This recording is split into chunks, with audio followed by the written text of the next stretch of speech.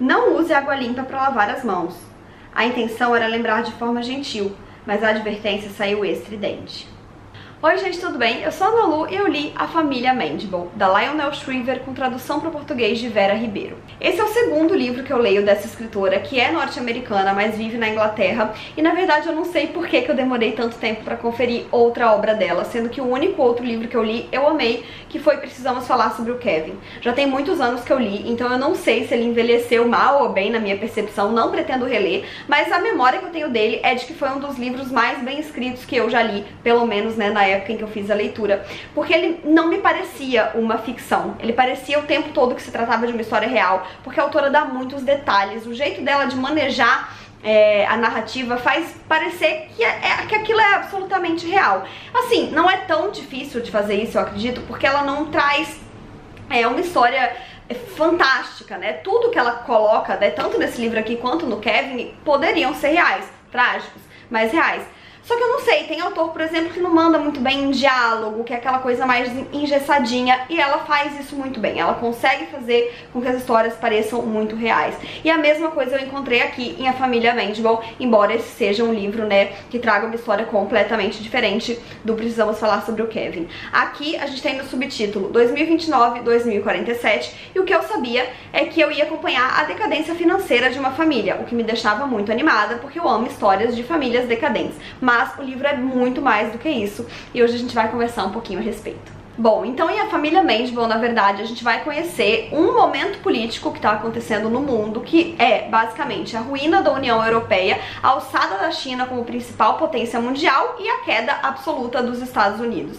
Do dia pra noite, o dólar perde completamente o seu valor e o seu prestígio, e ter muitos dólares, então, do dia pra noite, deixa de significar uma riqueza segura. E a gente vai acompanhar essa queda do país, principalmente através de uma família específica, a família Mandible. Aqui a gente acompanha algumas gerações da família, que vão do bisavô ao bisneto, e é uma família que tinha dinheiro. Na verdade, assim, o bisavô tinha muito dinheiro, as outras gerações da família viviam ali numa classe média pra alta, mas vislumbrando o tempo todo o momento em que esse patriarca finalmente fosse morrer e deixar essa bolada pra eles. Então tudo que eles faziam na vida gerava em torno do momento em que eles iam colocar a mão nesse dinheiro. Acontece que esse dinheiro evapora antes que eles consigam chegar lá, e a gente vai acompanhando então tudo o que vai se desenrolar a partir daí. É um livro cheio de camadas, eu tenho certeza que eu não entendi ele na sua totalidade, acho que seria impossível numa primeira leitura, porque, como eu falei, ela traz um momento político muito específico e absolutamente possível, o que dá mais medo. Quando a gente lê esse livro, a gente percebe o quanto a gente se apoia e acredita fielmente em sistemas que foram criados pelos humanos e que são absolutamente frágeis, né? Não existem alicerces reais que seguram tudo isso, existe a crença naquilo. E até tem um trecho aqui no livro que eu acho fantástico, que diz o seguinte: dinheiro é uma coisa emocional. Como todo valor é subjetivo, o dinheiro vale o que as pessoas acham que ele vale. Elas o aceitam em troca de bens e serviços porque confiam nele. A economia está mais perto da religião do que da ciência. Se milhões de cidadãos, indivíduos, deixam de confiar numa moeda, a cédula é só um papel colorido. Eu achei fenomenal esse trecho, e a gente tem muitos como ele. Esse livro, ele tem muita análise econômica. No início eu achei um pouco maçante, e na verdade essas análises elas estão mais do começo até a metade do livro, porque quando um cenário econômico ele começa a se degringolar, abre-se um espaço muito grande para que apareçam 1 milhão de análises, né? Tá todo mundo querendo entender esse momento, vai ter gente que vai ser muito pessimista, vai ter gente que vai ser muito otimista, vai quem vai estar no caminho do meio, mas é um momento muito suscetível a essas teorias. Todo mundo quer escutar alguma coisa, todo mundo da área quer falar alguma coisa, só que depois que a coisa degringola de vez, aí a teoria perde todo o seu espaço, porque as pessoas precisam de fato lutar pra sobreviver e pra encher a barriga. Então é muito interessante como ela conduz isso no livro também. A primeira parte é absolutamente teórica, a gente tem conversas longuíssimas sobre economia, principalmente porque a gente tem um personagem aqui que ele é da área da economia e da área acadêmica, se eu não me engano ele é professor de uma universidade na área de economia e pesquisador, então ele obviamente vai ter muito a falar sobre o assunto, só que do meio pro fim vira quase que um livro de aventura, e a gente vai ter que acompanhar o que essas pessoas vão fazer pra se virar. Eu acho interessante analisar essa história da ótica de uma família muito rica, porque no fim das contas, numa dessa, eles perdem tudo, né, o que eles têm. Eles perdem seu norte, eles perdem seu conforto, e a gente vai acompanhando essa ruína. E assim, eu não costumo stalkear a vida dos escritores que eu leio. Eu acho que, como diz a Helena Ferrante, o que tem que bastar é a obra deles. Só que eu fiquei um tanto curiosa depois de ler esse livro pra saber qual era o viés político da escritora.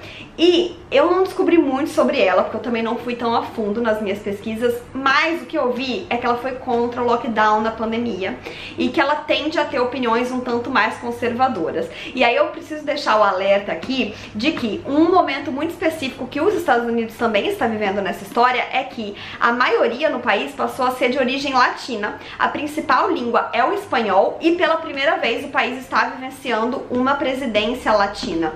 E aí eu fico pensando, o que ela quis dizer aqui, né? Ela quis mostrar que o governo que deixaria tudo ruir ali naquele país seria latino? Será que o erro foi que os americanos brancos conservadores que estão aqui na história também não conseguiram fazer a América Great Again? Não sei. Eu acho que ela pode ter sim querido deixar essa mensagem, mas ao mesmo tempo, em vários momentos do livro, ela consegue ser bastante crítica com a extrema-direita, ironizar bastante as pessoas ricas que querem manter o tempo todo o seu conforto. Tem um trecho aqui que ela fala que é óbvio que uma pessoa muito rica vai ser uma extremista conservadora, porque tudo que ela quer é conservar o que ela tem. Então ela vai fazer sim análises que ridicularizam um pouco essas pessoas, as suas opiniões defasadas. Só que eu acho que no fim das contas o que ela quer com isso é mostrar que talvez o melhor cenário seja Make America Great Again e que as coisas podem se degringolar se elas forem para um outro lado. Porque esse presidente que a gente vai acompanhar, ele vai tentar tomar 1 milhão de decisões para fazer com que a riqueza do país permaneça. Só que ele vai fazer isso à custa das pessoas. Então ele vai agir de forma muito autocrática, ele vai começar a congelar fortunas, né? Na verdade o dinheiro perde o seu valor e todas as energias aqui se voltam pro ouro, e aí ele vai obrigar todos os cidadãos a entregarem seu ouro para poder manter as contas do país em dia. E isso tudo, obviamente, aqui por essa família que a gente vai acompanhar especificamente, que é praticamente inteira branca conservadora, vai achar um absurdo, assim como diversos outros, né, americanos ali, e aí vira quase que uma guerra civil. É uma história, como eu falei, cheia de camadas e muito difícil de entender com uma leitura só. Eu tenho certeza que eu não absorvi tudo que eu podia daqui, mas mais uma vez o que eu digo é que é um livro que poderia ser absolutamente uma história real, e é um livro que faz você refletir muito de verdade sobre esse papel absoluto que o dinheiro tem na nossa vida enquanto sociedade, e que na realidade não faz nenhum sentido e está pautado no nada, em emoções. A economia é muito mais religião do que ciência, como ela coloca aqui, e eu fui obrigada a concordar com isso, o que é muito maluco, né? É um livro que ele acaba dando umas aulas de economia, é claro que baseadas aqui na história fictícia que ela traz, mas que muitas vezes fazem bastante sentido. E como eu falei, tem uma parte bem boa aqui de aventura. Eu fiquei imaginando um jogo de videogame que você tivesse que conseguir fugir com essa família e tal. E aí a gente vai acompanhando o que é que eles vão fazer pra sobreviver enquanto eles perdem todo o seu alicerce, todo esse histórico de família rica que nunca precisou lutar bravamente por nada na vida. É um livro bastante interessante, com essas ressalvas que eu falei. Ele é um livro denso, ele não é um bolinho, não é um livro de ler muito rápido, ele é difícil de digerir.